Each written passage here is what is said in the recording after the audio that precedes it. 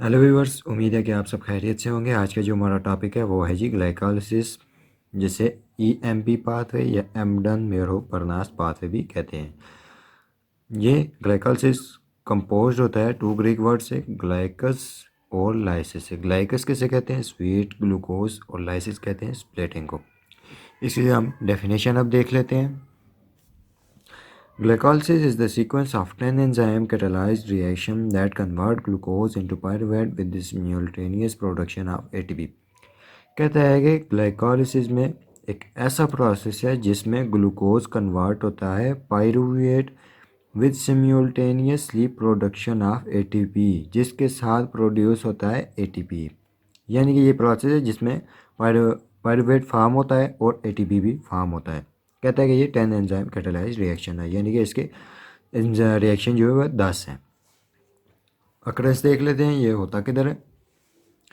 Occurrence cytosol, cytosol cell का जो cytosol है वहाँ पर होता है। It does not involve free oxygen, occur in both prokaryote and eukaryote with along with other mechanism. यानी कि ये जो प्रोसेस है इसमें ऑक्सीजन इन्वॉल्व नहीं होती। इसके बाद हम प्रोसेस देख लेते हैं। प्रोसेस के इसके आ जाते हैं 10 स्टेप है। सबसे पहला स्टेप देख लेते हैं फास्फोराइलेशन, जो कि रिवर्सिबल रिएक्शन है। इसमें ग्लूकोज जो है वो ग्लूकोज 6 फास्फेट में कन्वर्ट हो जाता है। इसका जो एंजाइम है वो हेक्सोकाइनेज है। इसमें एक एटीपी का मॉलिक्यूल जो है वो एक एटीपी के मॉलिक्यूल में कन्वर्ट हो जाता है। Glycolysis start when glucose react with ATP molecule. ATP molecule transfer energy and phosphate to glucose, forming glucose 6 phosphate and cell convert into ATP। कहता है कि ग्लाइकोलिसिस वहाँ से स्टार्ट होती है जब ग्लूकोज का मॉलिक्यूल एटीपी के मॉलिक्यूल के साथ रिएक्ट करता है, एटीपी के मॉलिक्यूल से एनर्जी लेता है एंड फास्फेट टू ग्लूकोज, और फास्फेट लेता है ग्लूकोज फार्मिंग और बन जाता है ग्लूकोज 6 फास्फेट में।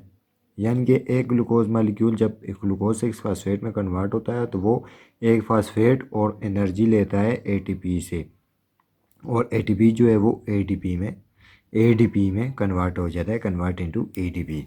Hexokinase is the catalyst used in this step. इस स्टेप में जो हेक्सोकाइनेज है वो एज अ कैटलिस्ट यूज हुआ है। इसका फिर नेक्स्ट स्टेप देख लेते हैं। Step 2 isomerisation. इसमें जो है ग्लूकोज 6 फास्फेट कन्वर्ट हो जाता है फ्रुक्टोज 6 फास्फेट में in the presence of phosphoglucoisomerase. ये एंजाइम है जिसकी प्रेजेंस में ग्लूकोज 6 फास्फेट कन्वर्ट हो जाता है फ्रुक्टोज 6 फास्फेट में, और ये रिवर्सिबल रिएक्शन है। In this reaction, glucose 6-phosphate convert into fructose 6-phosphate with the catalyst phosphoglycoisomerase.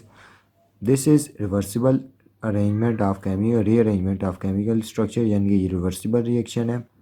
Isomerization of allose glucose 6-phosphate give into ketose fructose 6-phosphate। इसके बाद हम देख लेते हैं जी step number 3। Fructose 6 phosphate convert हो जाता है जी फ्रक्टोज 1,6 बाईफास्फेट में।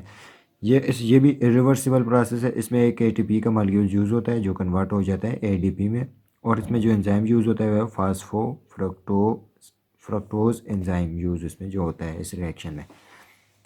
Fructose 6-phosphate is phosphorylated by ATP to fructose 1,6 biphosphate and ATP is converted into ADP। कहता है कि इसमें जो fructose 6 phosphate है वो कन्वर्ट हो जाता है जी fructose 1,6 biphosphate में in the presence of fructose phosphofructose enzyme किसकी और ATP का एक मालिक्यूल यूज हो जाता है जो ADP में कन्वर्ट हो जाता है। इसके बाद हम स्टेप 4 देख लेते हैं, ब्रेक डाउन अकर। यानी कि जो ये स्टेप है वो ब्रेक डाउन इसमें होती है। Fructose 1,6 bisphosphate is converted into glyceraldehyde 3 phosphate. यानी कि ग्लिसरॉल्डिहाइड 3 फास्फेट में भी कन्वर्ट हो जाता है, और फ्रक्टोज 1,6 बाईफास्फेट एक दूसरे कंपाउंड में भी होता है, चेंज हो जाता है, कन्वर्ट हो जाता है। वो आ जाता है dihydroxy acetone phosphate. Next step आ जाता है स्टेप 5 आइसोमराइजेशन। ये भी आइसोमराइजेशन है, यानी कि ट्राईफॉस्फेट आइसोमरेज जो इसका स्टेप है। यानी कि जो 4 स्टेप में जो कन्वर्ट होता है GAP में ग्लूकोज 1,6 फ्रुक्टोज 1,6 बाईफॉस्फेट जो GAP में कन्वर्ट होता है वो DAP में भी चेंज हो सकता है। यानी कि ये दोनों चेंज हो सकते हैं। इसके बाद हम इसका नेक्स्ट स्टेप देख लेते हैं जी। स्टेप नंबर 6 आ जाता है। स्टेप 6 देख लेते हैं, ग्लिसरॉल्डिहाइड 3 फास्फेट कन्वर्ट किस में हो जाता है जी, 1,3-बाईफॉस्फोग्लाइसरेट में कन्वर्ट हो जाता है in the presence of glyceraldehyde three phosphate dehydrogenase. ये एंजाइम है जिसकी प्रेजेंस में कन्वर्ट हो जाता है ग्लाइसरल्डिहाइड 3-फॉस्फेट 1,3-बाईफॉस्फोग्लाइसरेट में। और इसमें क्या होता है 2NAD प्लस चेंज हो जाता है 2NADH प्लस 2H में। 2 hydrogen atom is removed from 2-glyceraldehyde 3-phosphate and transferred to the molecule NAD।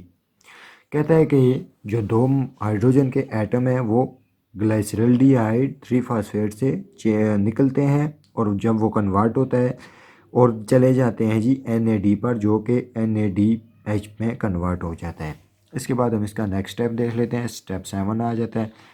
Step 7 में क्या होता है जी, 1,3-बाईफॉस्फोग्लाइसरेट कन्वर्ट हो जाता है जी 3-फॉस्फोग्लाइसरेट में in the presence of phosphoglycerate kinase. ये एंजाइम है, इसकी प्रेजेंस में ये कन्वर्जन हो जाती है और ये इस रिएक्शन में एक ADP का मॉलिक्यूल एक ATP में कन्वर्ट हो जाता है।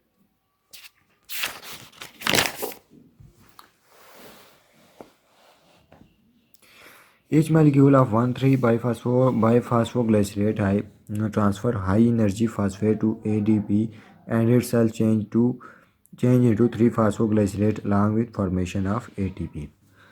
इसके बाद हम स्टेप 8 देख लेते हैं। स्टेप 8 में जो है 3-फॉस्फोग्लाइसरेट कन्वर्ट हो जाता है 2-फॉस्फोग्लाइसरेट में in the presence of enzyme म्यूटेज।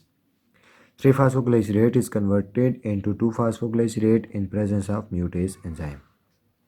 इसका नेक्स्ट स्टेप देख लेते हैं। Step 9 dehydration. 2-phosphoglycerate is converted into phosphoenol pyruvate in the presence of enolase enzyme plus H2O form।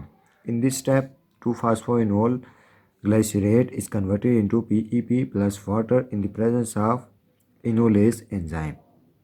इसके बाद हम स्टेप नंबर 10 देख लेते हैं। स्टेप 10 आ जाता है जी transfer of phosphate from PEP to ADP।